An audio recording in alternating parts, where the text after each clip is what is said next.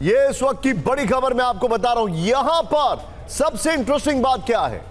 सबसे इंटरेस्टिंग बात यह है कि अमेरिका के जो इंस्टीट्यूशंस हैं वो अमेरिका के सुप्रीम कमांडर से ज्यादा पावरफुल हैं। आज एक बार फिर से ये प्रूफ हो गया है। ये अपने आप में बहुत बड़ी खबर है। मैं सीधे चलूंगा, हमारे साथ हमारे सभी मेहमान हमारे साथ मौजूद हैं। सबसे पहले स्क्रीन पर आपको टैक्स एक्सपर्ट जैन जी दिखाई दे रहे हैं। सर, स्वागत है आपका। It's a good day, congratulations. Amitabh sir, आपका भी स्वागत है। आपके चेहरे को देखकर मैं कह सकता हूं खुश तो बहुत हो गया आप आज। खैर, दिनेश गौतम हमारे साथ है। Dinesh, thank you very much for joining. And Manish Jha हमारे साथ है। Manish, let me jump the bandwagon. Donald Trump का यह फैसला नॉकडाउन हुआ है। क्या इस फैसले को नॉकडाउन करने के बाद डोनाल्ड ट्रंप के खिलाफ इंपीचमेंट प्रोसेस को भी आगे बढ़ाया जाएगा? And I stand on my word. क्या इसके बाद इंपीचमेंट प्रोसेस को भी आगे बढ़ाएगा? बिकॉज इसमें मल्टीपल एंगल्स अब जुड़ने वाले हैं। एक है अनफेयर ट्रेड प्रैक्टिसेस। जब उन्होंने पहली बार टैरिफ लगा के बोला था, my this friend has made this much money in the stock market, this one has made this one money in stock market. There are lot of factors. Manish, your take.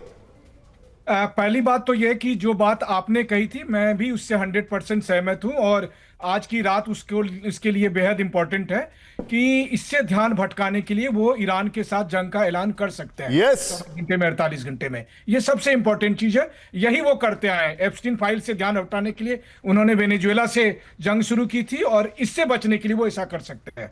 दूसरी बात, खबर आ रही है कि अभी वो व्हाइट हाउस में breakfast कर रहे थे जब ये फैसला आया।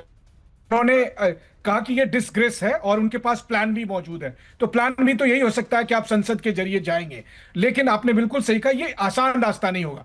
तो आज के फैसले के बाद दरअसल ये केवल एक इकोनॉमी फैसला नहीं है, ट्रंप के खिलाफ एक पॉलिटिकल वॉर शुरू हो जाएगा। और जाहिर है कि ये आखिर में इंपीचमेंट तक जाना है। देखिए, इंपीचमेंट तो होना ही है, उनके पास इतने बहुत सारे उन्होंने इसके लिए कारण बना दिए हैं, लेकिन यहां से शुरुआत हो गई है। क्योंकि अमेरिका की सुप्रीम कोर्ट, अमेरिका की संसद, सबको लगता है कि व्हाइट हाउस ने इन सब इंस्टीट्यूशन को किनारे कर दिया है, जो वो बर्दाश्त नहीं करेंगे। तो आज सुप्रीम कोर्ट से धक्का लगा है, अब संसद की बारी है, संसद इंपीचमेंट करेगी। और जो तीसरी सबसे बड़ी बात है कि ट्रंप ने पिछले 1 साल तक जो ये माहौल बनाया था कि वो कैप्टन अमेरिका बनकर अमेरिका की इकोनॉमी को कहां से कहां पर लेकर Manish, just hold on to the thought. यहां पर एक और बड़ी खबर आ रही है। इस वक्त की बड़ी खबर आपके सामने, ये देखिए, सुप्रीम कोर्ट के फैसले पर ट्रंप का बयान, मेरे पास प्लान बी है। प्लान बी क्या है? ईरान पर हमला करना। ये सबसे बड़ा सवाल है। Well, I will not jump the guns right now, लेकिन America is known as a country of very strong institutions and big divergence. ये यहां पर, ये आपके सामने जो तस्वीर आ रही है, और ये देखिए जरा किस तरीके से ये बहुत बड़ी विक्ट्री है। मनीष के हिस्से में इसमें और सारा चीजें समझना चाहूंगा। दिनेश, फाइन प्रिंट अभी तक बाहर नहीं आया है। वी आर ऑल स्पेक्युलेटिंग, लेकिन क्या इसका मतलब यह है कि अमेरिका जो है, जो ट्रंप ने रैंडम फैसले लिए टैरिफ के, they are all going back to what they were before Trump was there?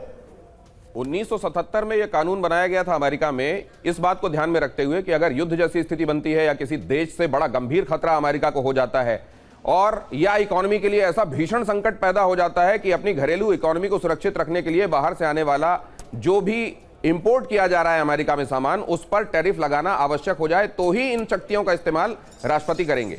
यह भी एक सच्चाई है कि 80 बार से ज्यादा अभी तक इस कानून का इस्तेमाल, जो ये बनाया गया IEEPA, इसका इस्तेमाल किया जा चुका है।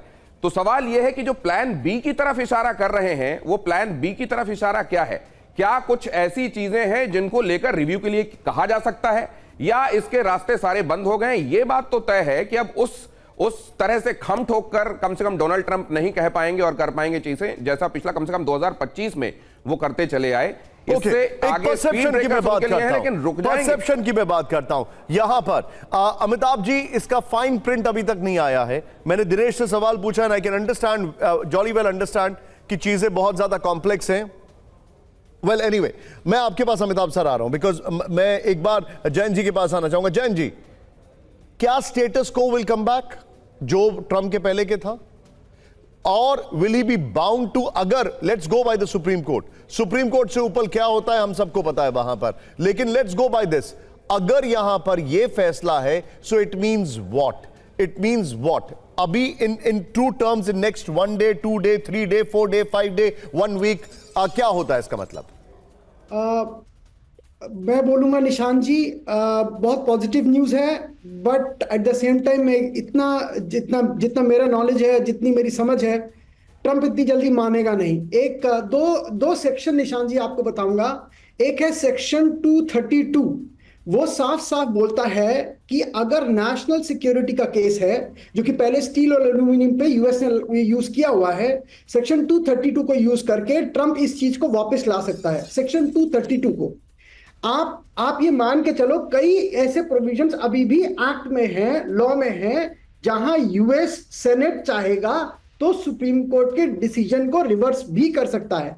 अच्छा, दूसरी बात, ट्रंप इतनी जल्दी मानने वाले व्यक्तियों में है नहीं कि अगर आप उनको बोलोगे कि आप सुप्रीम कोर्ट का डिसीजन आया है तो वो मान जाए, मेरे ख्याल से नहीं मानेगा। सेक्शन 301 कंट्री स्पेसिफिक टैरिफ्स, जहां पे यूएस के पास राइट है, अगर वो चाहे तो कोई कंट्री स्पेसिफिक टैरिफ्स लगा सकता है। उसमें ऑब्वियसली भारत सबसे प्रिय होगा, वो 100% भारत को, चाइना को इस लूप में ले आएगा।